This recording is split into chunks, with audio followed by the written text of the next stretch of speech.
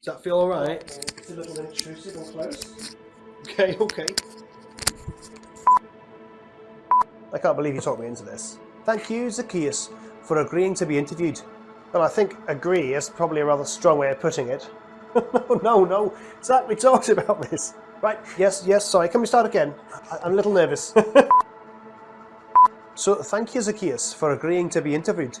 No, my pleasure. I love doing interviews, just right in my sweet spot. Zach, dial it back a bit, fella. Can we run it again?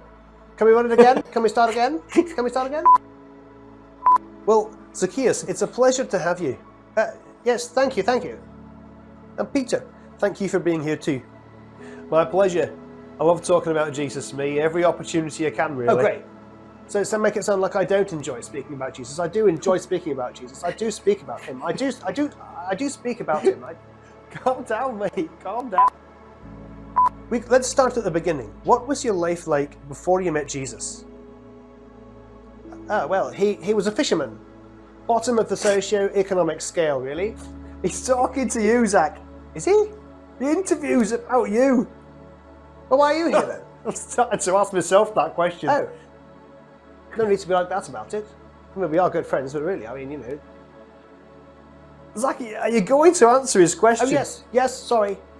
Like before I met Jesus. Well, I think it's fair to say that Peter and I would have lived at very different ends of the proverbial street before meeting Jesus. That's true. Peter's life was... Zach, just tell them about you. Oh, yes. I wasn't one of the more popular people before I met Jesus. Would you say that, Peter? I'd agree, yes. To be fair, your job didn't help you. Well, that is true. And yes. What was your job? I was a tax collector. One of the chief tax collectors, actually. Yes. I'd risen through the ranks and to chief tax collector, and I had a number of other tax collectors underneath me on my area. And what did your job entail? I collected taxes. Is this a trick question? I think he means like, why do you think people didn't like you? Oh, of course. Right. Well, collecting taxes for the Romans didn't really carry favour with my fellow Jews, on account of the Romans having no actual right to be in our land and the money you collected going to them. Yes, the taxes were for the Romans, and they went to Caesar and Herod and other things like building shrines to other gods and filling the pockets of the governor and his band of friends. That's right. And building houses for Romans. And funding theatres and a lot of very un-Jewishy things, really. And were you forced to do that? It's a complicated question. I think the answer is both yes and no. Someone had to do it, or the whole community would be punished. Did it have to be me? Probably not really. Tell them about how you got paid. I'm not sure anybody wants to hear about that. Zach, it helps your story. Remember, you're not that person anymore. Thank you, Peter. Yes, okay. Well, I gained my income by taking a percentage of whatever came in. What percentage was that? There was a set percentage that the Romans wanted for themselves, and then at my discretion I could put in my own fee from those who were under me as well, the tax collectors under me. Did that make you quite wealthy? Quite wealthy. Yes, wealthy, but also lonely, actually. Yeah. Not sure I would see I had any friends at all. Would you say that you felt close to God? No, I wouldn't say that either, actually. And why was that? I felt as if, this is going to say stupid, but none of us are good enough, are we, to be with God? But I felt like because I was cheating my own people out of their money, and then keeping some for myself, giving the rest away to a foreign army, somehow I'd gone too far. You know, I'd strayed too far away from what it meant to be one of God's people. I think that's one of the things that really bonded us together as friends in the end, you know. As a fisherman, I felt the same. Right. I was in a job where I was handling dead stuff all the time, and that made me ceremonially unclean. And sometimes I had to work on the Sabbath, also made me unclean and unpopular, you know, so I hadn't really learnt the religious ways and stuff, so I felt the same, like an outsider amongst your own people. Yeah. Yes. So Zacchaeus, what changed you? I had heard of Jesus. He'd been around a few times. He'd been through Jericho, my town, a few times, and each time people talked more and more about him. You were fascinated with him, weren't you? Yes, I was. Yes, the things people said about him were just incredible. I mean, in the literal sense, they were beyond credulity. The man could speak to illness, and it would go. He could heal people who had not walked for years, sometimes decades. He could bring back sight and hearing. I mean, these people were not some Storyland people. I knew them. You know, the people he healed were the people I'd lived with in Jericho. We knew them. We'd grown up together, and suddenly they were different. It fascinated me. So was it his miracles that drew you in? No, not just those. The way people spoke about him. I mean, they spoke about him as if he was just an ordinary person. No. That's not right, because people didn't think he was an ordinary person. There were rumors that he was the one that we'd been waiting for about 600 years or more. You know, the chosen one who was going to bring a new age to live in, where God would live with his people. Some people even hinted that maybe he might actually be God himself, or at least the Spirit of God was flowing through him in a way that nobody else did, especially not our religious leaders who just seemed trapped in cycles of academia. So, can you try and put it in normal language? Right. It was everything about him. The miracles, the teaching, the rumors, the way he stood up to hypocrisy, how he seemed to be able to know what was going on in people's hearts. He claimed he could forgive people for their sin. And I mean, he always seemed to want to meet up with normal people. That's what I was trying to say, normal people. That's one of the most important things for me too. I couldn't believe it when he came over to us in our boat, you know, all them years ago. And he asked to get in the boat with us. We were like, well, in our boat? Religious folk didn't come within 100 feet of us, let alone get in a boat with us. Exactly. He talked with fishermen and lepers and beggars and prostitutes, and he would be present at parties where people were drinking a lot of alcohol, and he would just stay there talking to people, and everyone he talked to, they all emerged different. So how did you meet him? Well, that's the best part. Go on, Zach, tell him. Well, I knew he was coming to our town.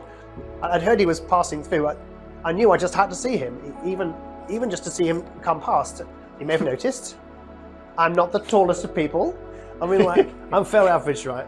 And John, we would describe as small, but Zach, he's like on another level, literally. I'm small. He's small. I find it easy to miss things if there are crowds of people. Add into that, you know, the way people viewed me with disdain, you know, so it's unlikely in a crowd of people wanting to see a liberator that they're going to kindly part and let me through. So go on, tell me what you did.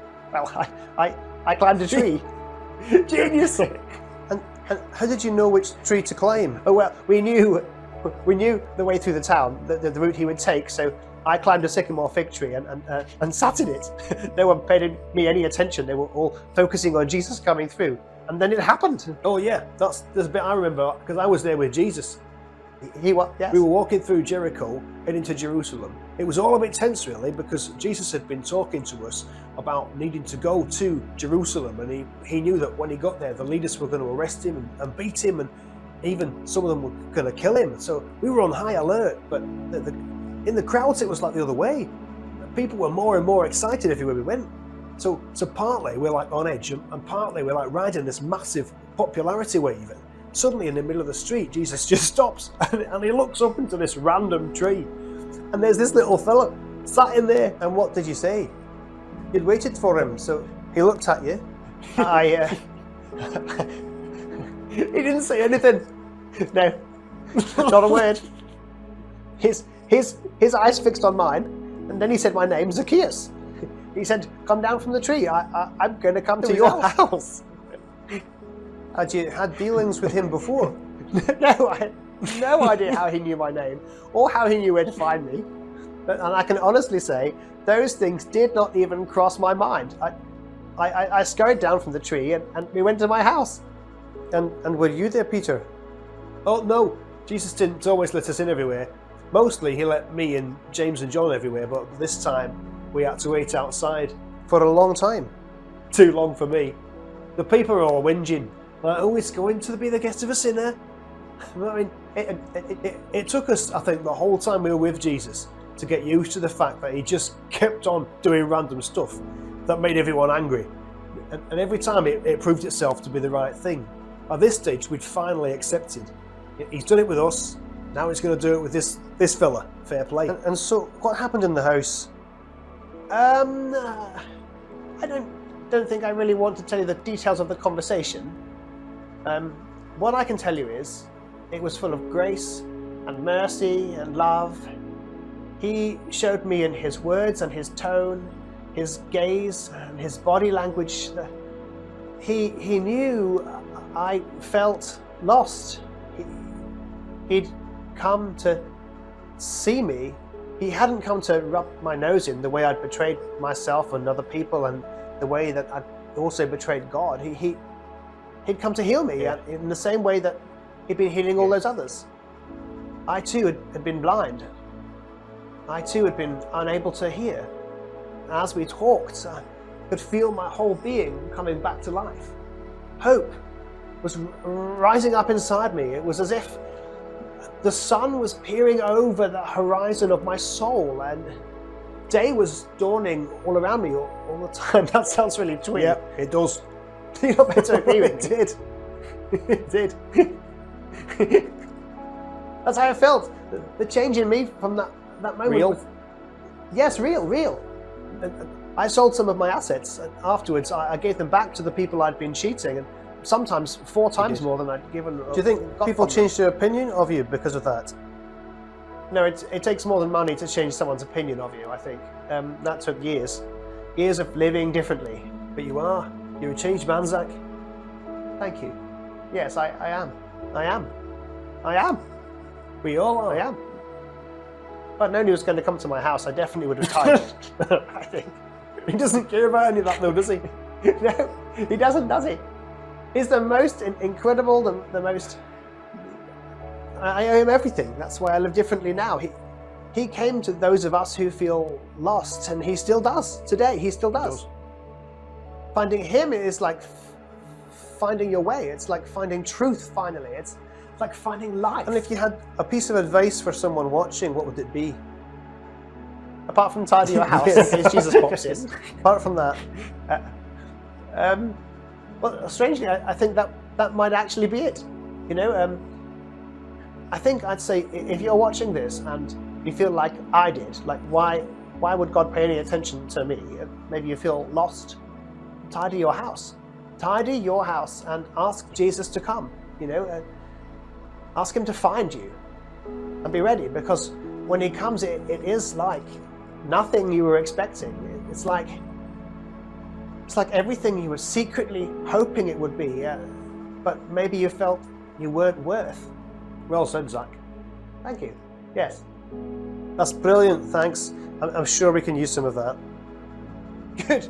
Get this thing off me. That was one of the most stressful things I've ever done. You were great. How do you do this all the time? I love it. Praise God, we have different parts to play.